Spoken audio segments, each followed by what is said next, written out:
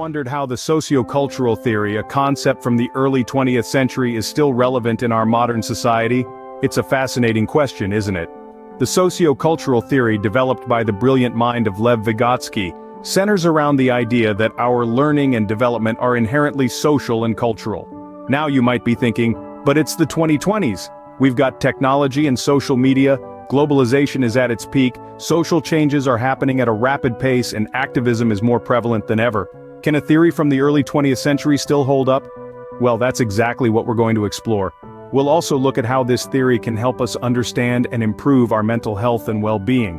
So, if you're ready to dive deep into the interplay of psychology, society, and culture, you're in the right place.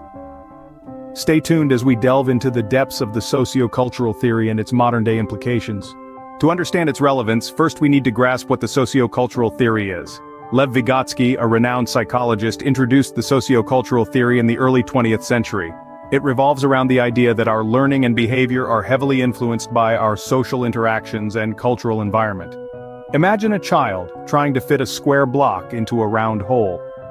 After several attempts, an older sibling steps in, demonstrating the correct way to fit the block into its matching hole. This interaction encapsulates the essence of Vygotsky's sociocultural theory. The child learns through social interaction, guided by someone with more knowledge or experience. Vygotsky proposed that each of us has two levels of development. The first is the actual developmental level, which represents what we can do independently.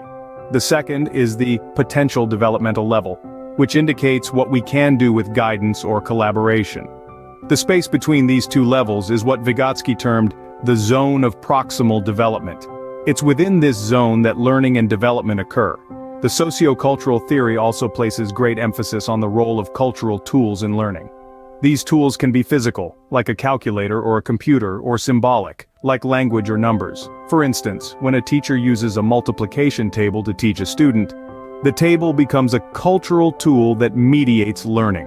Vygotsky firmly believed that our cognitive development is intertwined with our social and cultural experiences.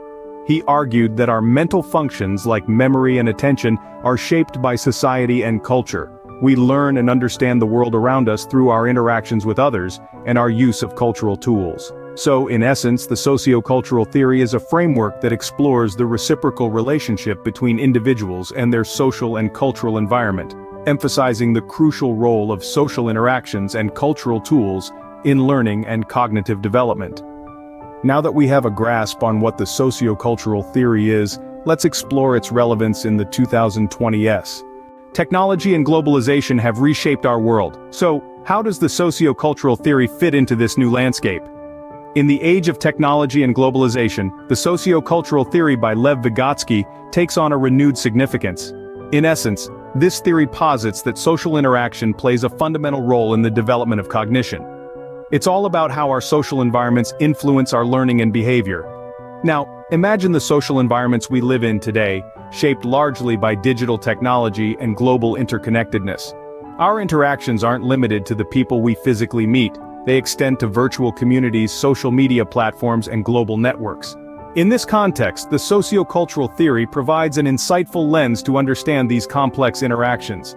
Let's consider social media, a powerful tool that connects us with diverse cultures and ideas. It's like a dynamic classroom where we constantly learn, adapt, and evolve. We absorb new information, challenge our beliefs, and shape our perspectives based on the interactions we have online. This aligns with Vygotsky's idea that learning is a social process heavily influenced by our environment. But it's not just about learning, our behavior too is influenced by these virtual interactions. Think about the viral challenges or trends that spread across social media platforms. They start as a simple post by someone, somewhere in the world, and soon, millions participate, mimicking the behavior, demonstrating the collective learning process the sociocultural theory describes. Globalization, on the other hand, has blurred geographical boundaries, bringing diverse cultures and societies together like never before. This exposure to a multitude of cultures and ways of life presents a rich tapestry of social experiences, further influencing our cognitive development. So, in this age of technology and globalization, the sociocultural theory is not just relevant, but crucial. It helps us understand how our learning and behavior are shaped by the digital and global landscapes we navigate daily. Thus, the sociocultural theory helps us understand the profound impact of technology and globalization on our lives. Mental health is a prevalent concern in our society today. But did you know that the sociocultural theory can provide valuable insights into this issue? Sociocultural theory, introduced by Vygotsky, suggests that our mental development is heavily influenced by our social interactions and cultural environment. This theory is not just a relic of the early 20th century, it's a lens through which we can better understand mental health in today's world. Let's break it down. The sociocultural theory posits that learning happens through social interactions. Now, think about mental health. Isn't it also influenced by our interactions?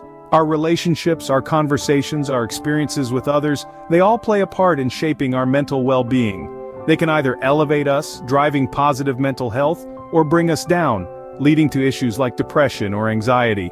Now let's bring culture into the mix.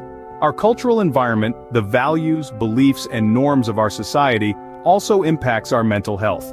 For instance, societies that value community and connection may foster better mental health than those promoting individualism and competition. But what about the dark side of culture? Stigma around mental health, for instance, can exacerbate mental health issues. If a culture views mental illness as a weakness or something to be ashamed of, individuals suffering from such illnesses may hesitate to seek help, further deteriorating their mental health. This is where the sociocultural theory shines. It allows us to identify these social and cultural factors that influence mental health.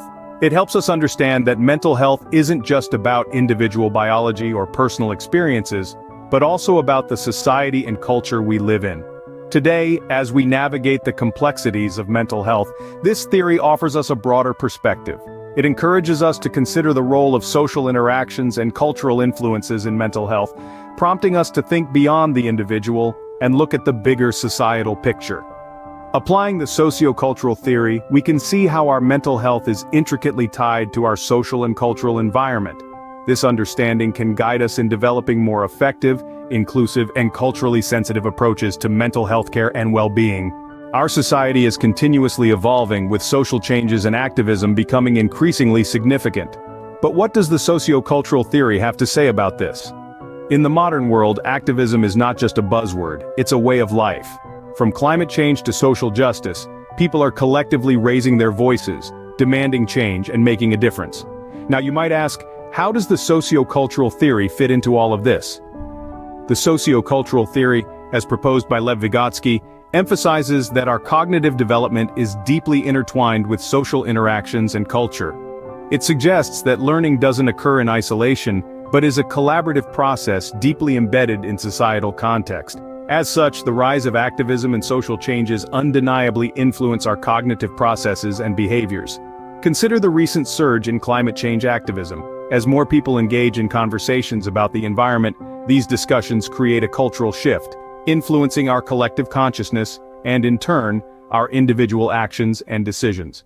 According to the sociocultural theory, this collective awareness and shared understanding are key to cognitive development, shaping our perception of the world and our place within it. Similarly, the sociocultural theory can help us understand the impact of social changes on individual and collective behavior. For instance, the shift towards a more inclusive society has influenced how we perceive and interact with others.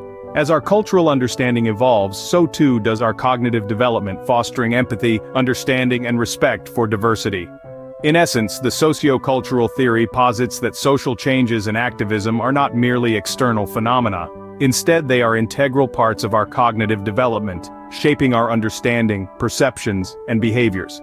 So when we engage in activism, or when we adapt to social changes, we're not just influencing the world around us, we're also shaping our cognitive development, evolving our thought processes, and expanding our understanding. The sociocultural theory provides a powerful lens to view and understand the impact of social changes and activism. As we continue to navigate this ever-evolving world, it's crucial to remember that our actions, our voices, and our collective drive for change play an integral role in our cognitive growth. So, after our journey through the realms of technology, mental health, and social activism, it's clear that the sociocultural theory still holds much relevance in the 2020s. We've seen how technology has changed the dynamic of our social interactions, reshaping our social landscapes and altering the way we communicate. We've witnessed how mental health, an issue that's gained significant attention in recent years, is intimately tied to our social environments, and how our well-being is influenced by the social contexts we inhabit. We've also observed how social changes and activism, particularly in the wake of global movements, have challenged traditional social norms and pushed for a more inclusive society. All these factors underline the importance of the sociocultural theory, reminding us how our social interactions and cultural contexts shape our cognitive development and influence our behaviors. The sociocultural theory, despite being a century-old concept, continues to offer valuable insights into our modern society, proving that it's indeed still relevant in the 2020s.